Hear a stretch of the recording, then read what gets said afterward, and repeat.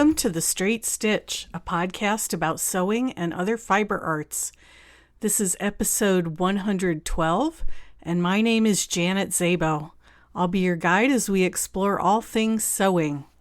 I used to say that winter was my sewing time because I didn't have to be outside working in the garden, but this winter has been kind of short on sewing time. Part of that has been due to closing out my father-in-law's estate after his death a year ago, and part of that has been some things I've had to do for the construction company. Part of that has been an increased number of teaching gigs, and some of it has been traveling to see our kids because our older daughter and her husband moved back to the lower 48 from Ketchikan, Alaska back in the fall and bought a house. And they needed some help getting a few things taken care of at their new place. So we went over for a week in January, and I didn't do much sewing that week. I've also been making a lot of class samples for classes that I'm teaching at the quilt store here in town. So the last thing that I actually sewed was the McCall's 8636 unisex jogger pant out of Kona Crush, and those turned out great. We're hoping to do that as a class in April, and I'm hoping that we get some guys to sign up for that one. I've also been prepping for Sew Expo. This is my third year teaching at Sew Expo, my fourth year going to Sew Expo. The first year in 2023, my friend Tara and I went and took classes. In 2024, I taught knitting classes. In 2025, I taught knitting classes and one sewing class, my thread class. And this year, I am teaching one knitting class and 3 sewing classes. And 2 of those sewing classes required some intensive prep work. And that's going to be part of today's discussion. But first, I just want to note that I've gotten some feedback about the audio on a few of the podcasts, and I hear you, no pun intended. I hear your feedback, and I'm going to see what I can do about it. When I interview people over Zoom, a lot of times they are on computers that are laptops and don't have an external microphone. And I've also noticed that when I'm interviewing people over Zoom, they have a tendency to do this and move around and not be quite as close to their microphone as they should be when they're speaking. And so the audio gets a little distorted. Some of that I can smooth out in GarageBand, but some of it I can't. So I will make a point of letting my interviewees know that they need to speak close to the microphone and stay close to the microphone so that the audio is not bouncing all over the place. So thank you for that feedback. I appreciate it. I appreciate all feedback, and I will do what I can going forward. I am going to try to make myself a toaster sweater this week. I like to wear my Me-Mades to Sew Expo, and I like to have a new one every year or a couple new ones. This year, I'm planning to wear my Tremont jacket that I made out of the Anna Maria Narrative Triple Gauze. It is hot pink and black plaid. I also got a sweater knit out of my stash. It's a black and green scrollwork pattern, and I'm pretty sure I got it off the Walmart remnant rack. Unfortunately, they are only selling what appears to be the 2-yard cuts now.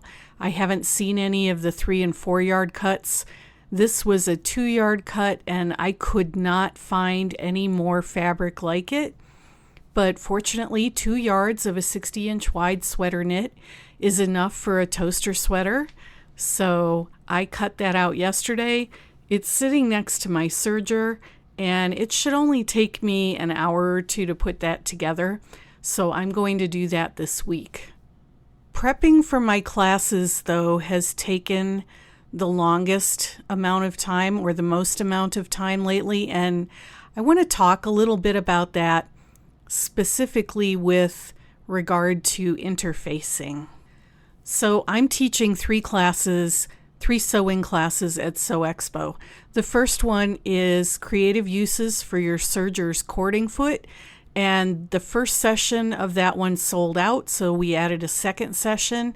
That is, as the name implies, going to be focused on using your cording foot on your serger for decorative effects. And I requested to be in the classroom with the Bernina machines because I have a Bernina L890 and that's the machine that I know best. So I wanted to be in a classroom where I was familiar with the machine. The way Sew Expo works is that they get loaner machines from local dealers, and then at the end of the show, those machines are available for purchase with a full warranty at a reduced price. So it's a great way to get a higher end machine for less money. Last year when I taught my thread class, I was on the Brother machines, and that was fine. I think all the brands are solid, and I'm not going to complain about any of them. I just happen to be more familiar with the Bernina machines. So I'll tell you a little bit about how I develop my classes because this is a new class. I actually have taught something similar at our local store, but this is the first time that I have proposed teaching it elsewhere. And to be honest, I didn't think that it would get the response that it got. I didn't think that it would be the class that sold out, but it did. So I usually begin my class prep by brainstorming everything that I could possibly teach about this topic. And I usually write that all down on a piece of paper. So for this cording class, I was writing down things like decorative edgings or surface decoration or wire-edged ribbon, because those are all things that you can do with your cording foot on your serger. And then I go back through and I reorganize those things. So under decorative edging, I made a list of the different stitches that could be used for decorative edging. So a 3-thread narrow, or a 3-thread rolled hem, or a 3-thread picot stitch. And then I listed the stitches that could be used for surface decoration. So that would be a 3-thread narrow flat lock. And eventually I ended up with 6 different techniques using 4 different stitches. Then I sat down at my serger and I tested all of those out. I set the machine up the same way that it'll be set up in the classroom with the same kind of thread. And I went through and I made all of the samples that I expect the students to make in the class. And I took note of how much time that might take. I've got 24 students in each session, and not all of them are going to be familiar with the machine, so I have to factor that in as well. I made note of what materials worked well, because those are going to go into the kits, and so I had to purchase the material and the cording and the fishing line and the wire for each technique. Then I wrote up the handout and I did it all over again following the handout just to make sure that I hadn't forgotten anything and that I had included extra instructions such as how to insert the cord into the presser foot. And once that was all done, I was able to put the kits together. This is all a fair bit of work. I have friends who have taught nationally and don't want to do it anymore because creating a new class is a lot of work. A lot of them would rather just teach classes that they've already developed. I don't mind creating new classes. I enjoy the challenge. I kind of think it's fun. But that's just me, and I realize that not everyone's like that. And I've also got to make sure that I have extras of things because people come in at the last minute and register for a class, or somebody finds out that they don't have something in their kit, or maybe makes a mistake while they're working their samples, and I want to be able to provide extra materials if the situation arises. So all of that has to be factored in as well. I usually assign a clear plastic tote to each of my classes, and I put everything that goes with that class in that tote. So I want to talk a little bit about my interfacing class because preparing for that class has brought up a whole bunch of associated stuff. So when I was thinking about what classes I wanted to teach at Sew Expo, I thought I'd like to teach a class on interfacing because that's a topic that I find kind of interesting. I have a lot of interfacings in my stash and I like to experiment with them, and I thought, well, I could teach a class on interfacings. So I proposed that way back at the beginning of last summer when the call for class proposals went out. And here is where I have to be completely transparent, full disclosure. Pride goeth before a fall. I did not know as much about interfacings as I thought I did. But I also firmly believe in my teaching skills, and I can teach just about anything as long as I have mastered it myself. So the goal was to learn as much as I possibly could about interfacing. And I'm also reminded of Liz Porter and Marianne Fonz, who built a quilting empire on PBS with their show, The Love of Quilting. I have listened to interviews with Marianne Fonz where she talks about when she and Liz Porter first started teaching, they proposed a class and then they went home and they had to learn everything that they were going to teach in that class. And they did that every week.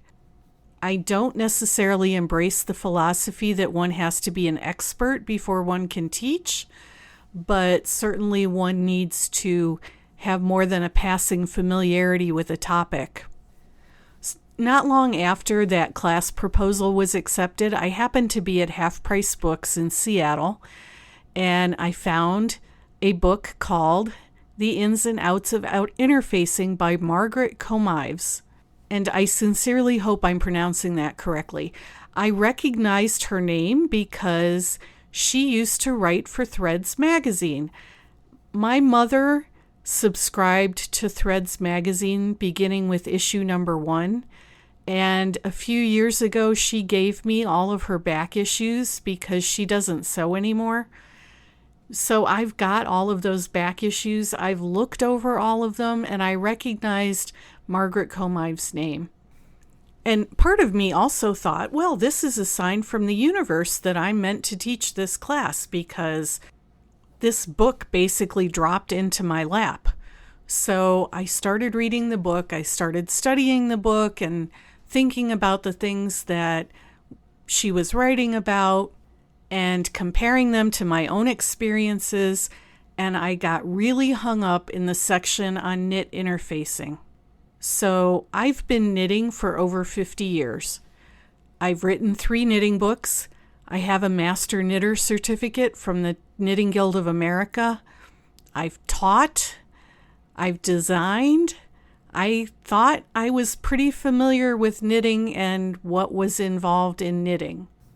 But in her section on knit interfacings, Margaret talked about warp insertion and weft insertion knit interfacings. And that kind of blew my head open because I also understand a fair bit about weaving. I don't do it. It's not one of the textile arts that I took up. But I understand warp versus weft. And to me, those were always weaving terms. I had never seen them in association with knitting. And the most frustrating thing was that she didn't define what they were. The book that I got at Half Price Books in Seattle and her other book, which is called Secrets for Success with Interfacing, which is basically the same book under a different cover, were both written in the 1990s. A lot of the articles that she wrote for Threads magazine were written in the 80s. And it's possible that warp insertion and weft insertion were terms that were familiar back then. I had just never heard of them in association with knitted fabric. So I had to do some research.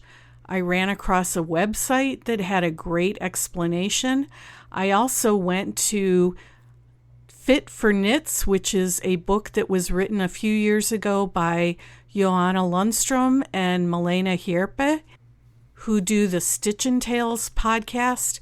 If you don't have the book Fit for Knits, go get it. It is an excellent, excellent book. I give them mad props because they do their podcast in English and they write their books in English, and they are not native English speakers. But Fit for Knits has an excellent section at the beginning about warp knits and weft knits. These are terms that are used in the industry. I also verified this with Lily Chin. If you're a hand knitter, you probably know Lily's name. I messaged her and asked her about this, and she verified the information that I was seeing. So warp knits are knits that are formed on a machine where each column of knit stitches is its own thread, and those columns of knit stitches cross with each other to create and maintain the integrity of the knit fabric. I'm simplifying this. I will put some links to resources if you want to go and look at this. Weft knitting is what hand knitting is, and it's comprised of a single strand of yarn or thread that loops upon itself back and forth in rows.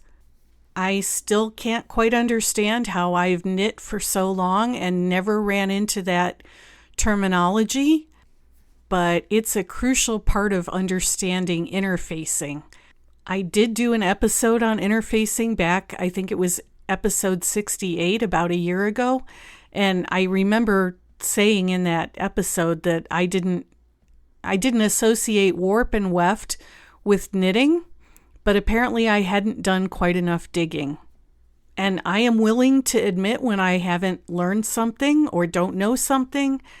If I refused to learn something, that would be one thing, but I'm always willing to be educated. So, and I tell my students, if I don't know the answer, we'll learn together. So I had my basis of information and what I wanted to talk about in class, and I decided that I wanted to structure the class so that we would have samples of interfacing to look at. So I started accumulating more interfacing than I already had, and I ran into even more frustration. So here in the United States, probably the most popular brand of interfacing is Pellon. I have been told that Pellon is equivalent to Legacy, and in Europe and Great Britain and Australia, apparently the most popular interfacings are Vlizoline or Vilene. There is also a company called Bosel here in the United States, and HTC is another company. Although it looks like HTC might be related to Vilene or Vlizoline. 1,000 apologies to my international listeners for butchering this. If anybody wants to set me straight, feel free to email me. For the rest of this episode, though, I'm going to be talking about Pellon because those are the products that I know the best. I also need to remind people that those of you in the United States know this, but Jo-Ann Fabrics is no longer in business. Most of us are left with either shopping at Hobby Lobby or Michael's or ordering online. My husband is a big fan of ordering online. He hates to run around town looking for things, but as I pointed out to him, you can only order online when you know what it is you need to order. And we know that with fabric, that isn't always possible. I started with the interfacings that I have in my stash and looked at those and tried to get more information about each kind. Interfacings can be broadly broken into a couple of different categories. So the first is sew-in versus fusible, and the second is non-woven, woven, and knit. When Joann's was going out of business, and because I knew I would be teaching this class, I loaded up on as many different kinds of interfacing as I could get. So being me, the first place I went to was the Pellon website, because in my mind, if you manufacture a product, you would want your consumers to know as much about the product and how to use it as you possibly could. And a lot of manufacturers of items have resources on their websites that have that kind of information. So I went to the Pellon website, and let me tell you, I think it is sorely lacking in useful information. At one time, there was a guide to the different interfacings that Pellon makes, and I was able to locate that guide, but not on Pellon's website. I had to go to a different website to find that. There is also an old Joann's flyer floating around that has information about Pellon products. Again, it's not on Pellon's website. Each bolt of interfacing comes with a paper wrapper that has information on it, but there is no specific information that I can find that says this should be fused at X degrees, or this is suitable for these kinds of fabrics. The categories are so broad. And I'm going to take a moment here and talk about the internet in general. I think that search engines are worse now than they were in 2005. I think that AI is creating a much bigger mess than it's helping, because basically what it's doing is propagating misinformation throughout the internet at light speed. Not everything you read on the internet is true. Not everything you see on YouTube is true. Not everything you hear in a podcast, even this one, is true. Although if I make an egregious mistake and find out I'm wrong about it, I will correct it. I have seen websites and resources and designers who say that non-woven interfacing should never be used in garments. I have seen websites and designers and videos where the person swears by non-woven interfacing. I see a great deal of information that is just parroted and propagated without any kind of verification. And all of this reminds me very much of the run-up to 1996 when I wrote my finishing book. So back when I was a wannabe knitting designer and I was thinking about what I wanted to do, it occurred to me that knitting patterns were very thin on specifics when it came to how to finish a sweater. You'd get to the end of the knitting pattern and it would say sew together, but it wouldn't say what stitch to use. It wouldn't say what to do if the pieces didn't match. There were a lot of things that were assumed and never spelled out. And there were a lot of things that I realized needed to be done at the beginning of the project to make the finishing part of it a lot easier at the end. And so that was the motivation behind me writing that finishing book, because there was no information, or what information there was in 1,000 different places. And researching all of this interfacing information makes me feel exactly like I did in 1996, except I don't want to write another book. And even though we have the internet, I suspect that Pellon doesn't have information on their website because they were relying on Joann Fabrics to provide that information. So they were relying on the sales associates at the cut counter to advise people on what an appropriate interfacing would be for their project, because very rarely do you get any of that information in a sewing pattern. The sewing pattern might list the materials needed and it might say lightweight interfacing, but it doesn't say what kind. It might only say interfacing. It might not give you a weight. So there I was in the middle of this swamp of information, and I had to figure out how I was going to distill it down and create a class out of it. I think I've done a good job, and I'm looking forward to teaching this class at Sew Expo.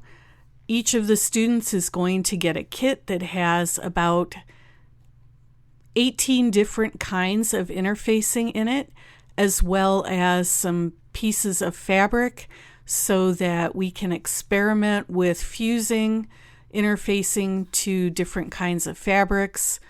I've got examples of wovens, I've got examples of non-wovens, and I've got an example of each of the different kinds of knit interfacings. I'm planning to pass out little magnifying glasses because for some of those interfacings, you have to get up close and personal to see the structure. And my goal is for all the students to come out of that class being educated consumers so that they can go to a store like Hobby Lobby and look to see if they have the correct interfacing there. And if they don't, they will know what they need to order online. This is another pet peeve of mine.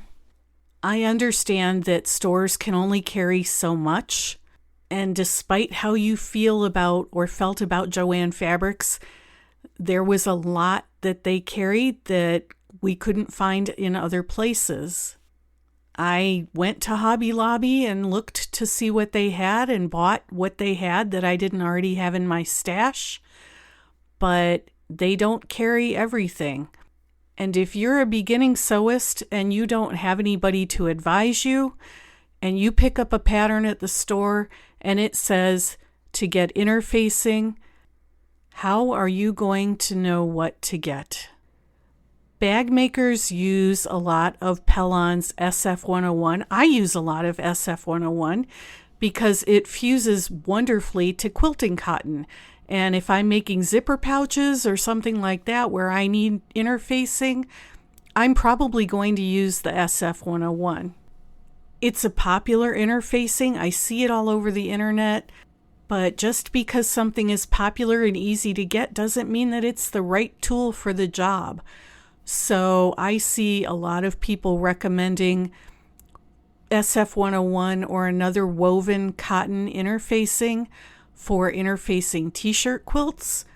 And I'm not sure that that's the best interfacing. I haven't made a t-shirt quilt, but I've played around with interfacing t-shirt fabric with knit interfacing, and I think knit interfacing is probably a better way to go.